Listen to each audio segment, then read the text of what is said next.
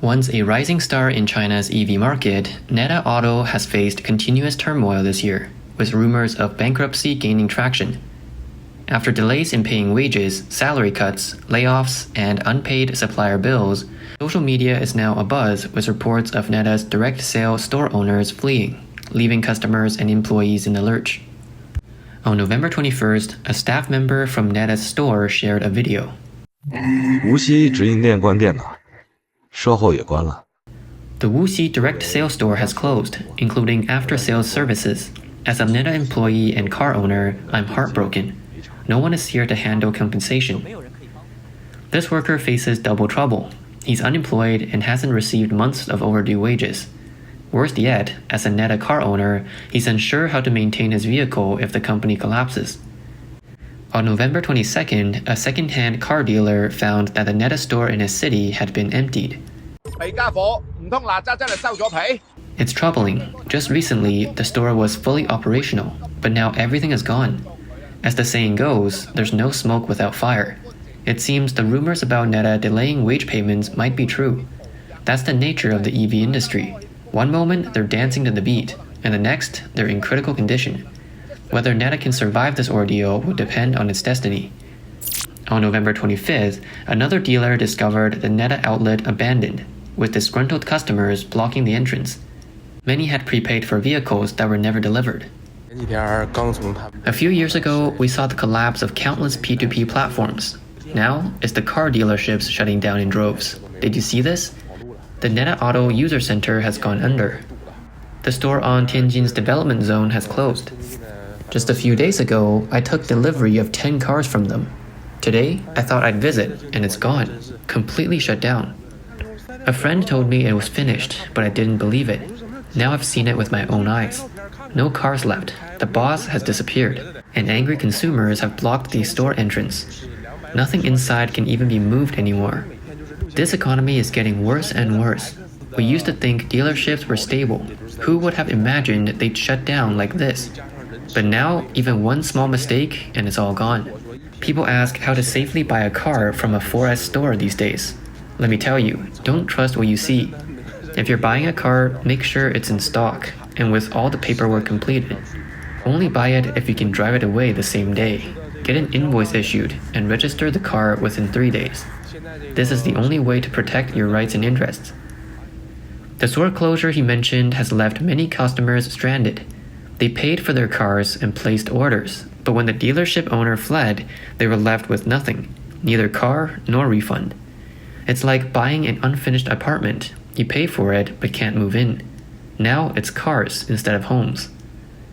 Regarding the Neta dealership closure in Tianjin, one distributor shared his perspective. How could Neta not fail? Let me break it down for you. This store purely sold cars. The rent alone was 2.5 million yuan per year, or about 6,000 yuan per day. The gross profit on a single Neta X is around 6,000 yuan, coming from manufacturer rebates. But when you add labor and utilities, they'd need to sell at least 10 cars a day just to break even. The problem is the production volume can't meet the demand, leaving the distributor with no way to make ends meet. Reports indicate that Liu, a customer who ordered a Neta L worth 160,000 yuan, is still waiting for her car. Despite paying a deposit and being promised delivery within 15 days, she has been waiting for over 25 days with no car and no refund. She was told that the deposit was non-refundable and no compensation for the delay would be provided, as the dealer had already transferred the full payment to the manufacturer and the car was still in production. Liu had no choice but to keep waiting.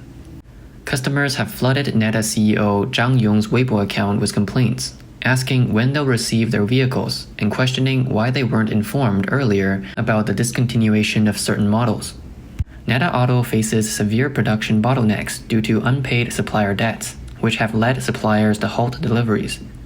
This shortage of parts has disrupted factory operations, creating a vicious cycle. Insufficient production leads to poor sales, no cash flow, and further delays in paying suppliers. Unless the company secures significant funding to break this cycle, its fate appears grim. Founded in 2014, Neta Auto once boasted impressive achievements, selling over 150,000 vehicles in 2022 and becoming the top new EV startup in China. However, its sales fell to 128,000 in 2023, a 16% drop, with further declines this year. With monthly sales hovering around 8,000 units, Neta has fallen out of the top 10 among Chinese EV startups. From wage cuts and layoffs to unpaid supplier bills and store closures, Neta Auto teeters on the brink of bankruptcy just 2 years after its peak. Neta Auto's participation in the Guangzhou Auto Show from November 15th to 24 of 2024 was marked by notably low visitor engagement at their booth. This lack of interest may be attributed to widespread rumors about the company's potential bankruptcy, leading consumers to hesitate in purchasing vehicles from Neta due to concerns over receiving incomplete products. Neta's struggles mirror the broader challenges of China's EV sector, which saw explosive growth in 2018, but entered a brutal phase of market consolidation by 2023. Companies like WM Motor, Hi-Fi, and Enovate have also faced layoffs, production halts, and bankruptcies. The collapse of dealerships has left consumers unable to retrieve their vehicles, even after full payment. For many middle-class families, financial setbacks come from buying school district homes or paying for expensive international schools. For ordinary people, the wrong decision, like buying a car from a small, unstable manufacturer, can have similar consequences. WM Motor's bankruptcy in 2022 left over 110,000 car owners in limbo. Lee is one such owner. He purchased a WM ES5 in 2022, attracted by the promise of lifetime warranties. When the car broke down, he discovered that customer service was unreachable and the official app had shut down. Lee realized that his first ever EV had become an abandoned car. With no official repair options, he turned to third-party shops, only to find that parts were scarce and expensive. On second-hand platforms, owners of cars from bankrupt manufacturers have created informal communities to trade spare parts. For example, one owner might swap a windshield wiper for a dashboard, piecing together what's needed to keep their vehicles running for another few years. These groups have become some of the most cooperative users on the platform, bonded by shared struggles. For Lee, the collapse of WM Motor remains a painful memory.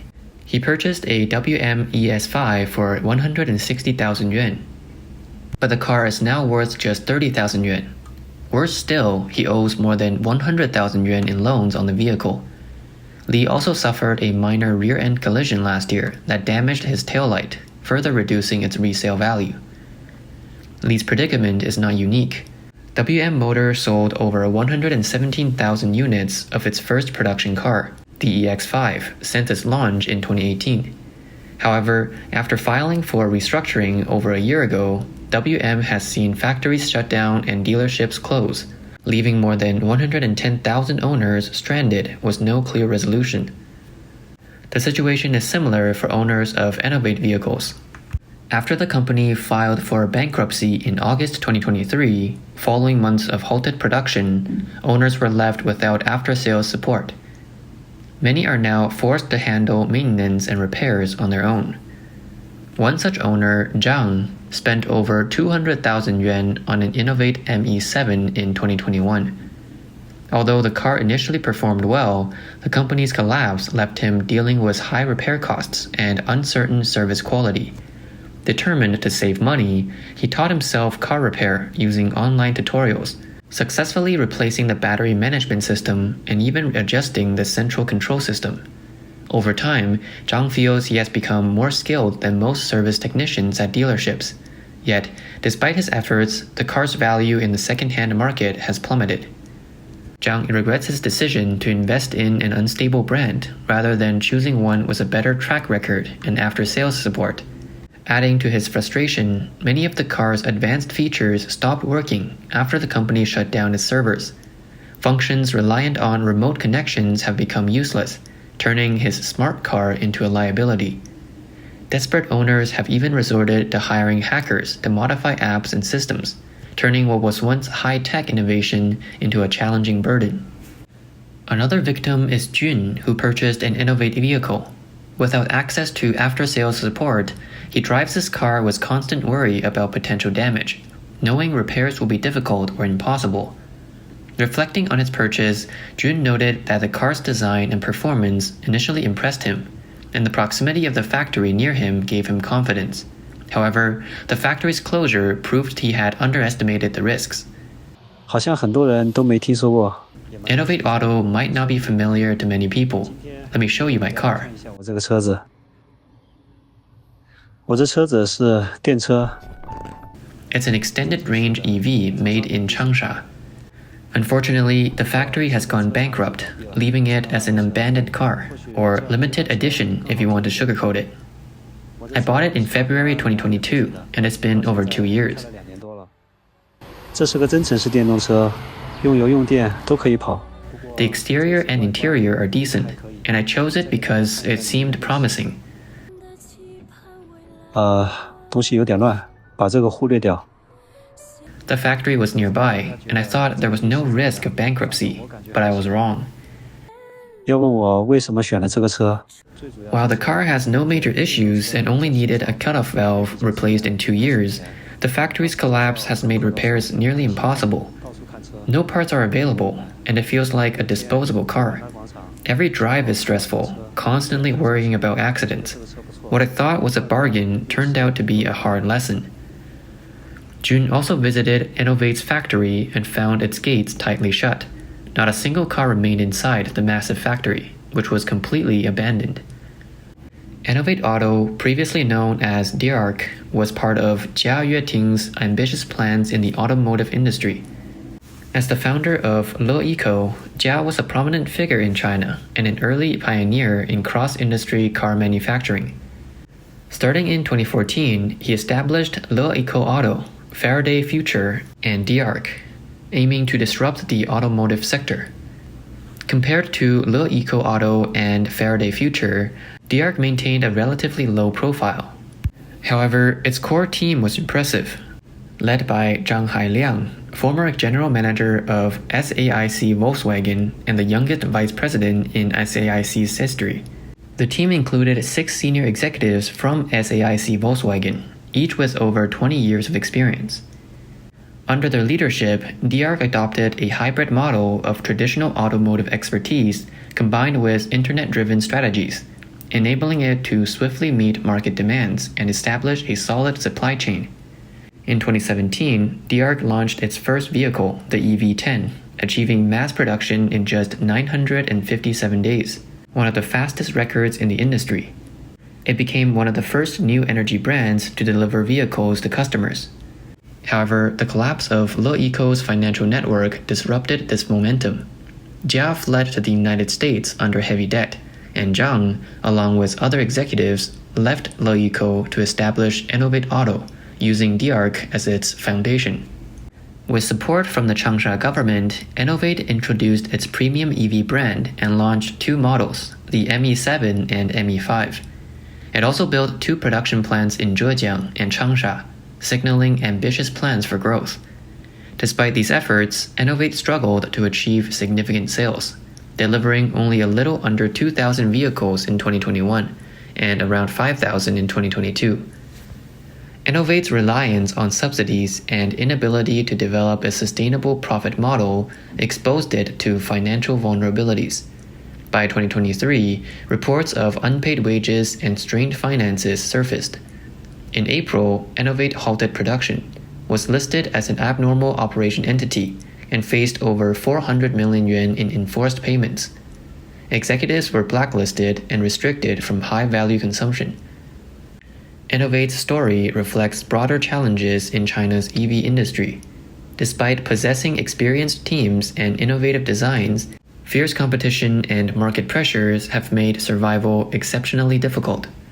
Over 500 startups once entered the sector, but more than 400 have since gone bankrupt, with the number continuing to rise. Predicting the next collapse has become increasingly challenging. The fallout from these collapses leaves thousands of abandoned cars and impacts consumers the most. According to the China Automobile Dealers Association, more than 160,000 owners are linked to bankrupt or idle EV companies, including over 110,000 from WM Motor alone. Automotive regulations require manufacturers to ensure spare parts availability for 10 years after bankruptcy. Brands like Toyota and Honda often exceed this, maintaining supply for 13 to 15 years. However, most Chinese startups lack the financial capacity to meet these standards. Beyond issues with existing vehicles, some consumers face even greater frustrations after paying in full for cars they never receive. Incidents like the Guanghui Auto scandal highlight the risks consumers face, with hundreds left stranded and resorting to collective lawsuits to seek justice. The survival or collapse of a company affects not only its employees and upstream and downstream supply chains, but also countless families who have invested their hard-earned money. Consumers, who essentially vote for these companies with their wallets, are left to bear the bitter consequences of their failures. Car owners, as consumers, urgently need more robust protections. In China, however, there's no shortage of rights defenders, and owners of abandoned cars are just one of many victimized groups. The rise and fall of car manufacturers, while aligning with the nature of the market life cycle, has been heavily influenced by Chinese government policies.